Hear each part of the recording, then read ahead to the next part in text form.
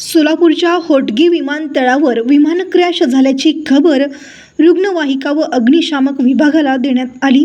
अवघ्या 11 मिनिटांमध्ये सर्व यंत्रणा विमानतळावर पोहोचली। त्यानंतर त्यांनी विमानतळावर जाऊन मदत कार्य सुरू केले। अग्निशामक विभागाने 10 मिनिटांमध्ये आगीवर नियंत्रण मिळवले, पण अहमदाबाद दुर्घटनेच्या पार्श्वभूमीवर हा मॅकड्रिल करण्यात आला होता। अहमदाबाद दुर्घटनेनंतर देशातील सर्वच विमानतळावर प्रवाशांच्या सुरक्षिततेसाठी उपलब्ध यंत्रणेच्या मदतीचा अंदाज घेण्यात आला।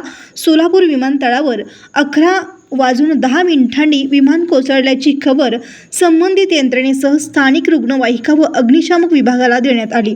त्यानंतर रघुजी हॉस्पिटल, यशोधराव हॉस्पिटल, अश्विनी रुग्णालय आणि 108 टोल फ्री क्रमांकाची रुग्णवाहिका अवघ्या 11 मिनिटांमध्ये विमानतळावर पोहोचली।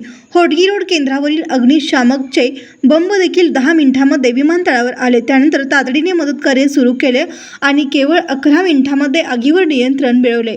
कोणती यंत्रणा कधीपर्यंत पोहोचते, मदत कार्यात कोणत्या त्रुटी आल्या याच्या निरीक्षण विमानतळाच्या अधिकारी अंजनी शर्मा, अग्निशामक विभागाचे प्रमुख राकेश कुमार यांनी केले। यावेळी उत्तर सोलापूर तालुक्याचे तहसीलदार निलेश पाटील, MIDC पोलीस ठाण्याचे वरिष्ठ पोलीस निरीक्षक प्रमोद वाघमारे, विजय खोमणे आदी उपस्थित होते। विमानातील प्रवाशांचे नातेवाईक, माध्यमांची प्रतिनिधी विमानतळावर आल्यावर त्यांना कोठे थांबायचे जेणेकरून मदत कार्यात कोणत्याही व्यत्यय येणार नाही याचीही व्यवस्था करण्यात आली होती।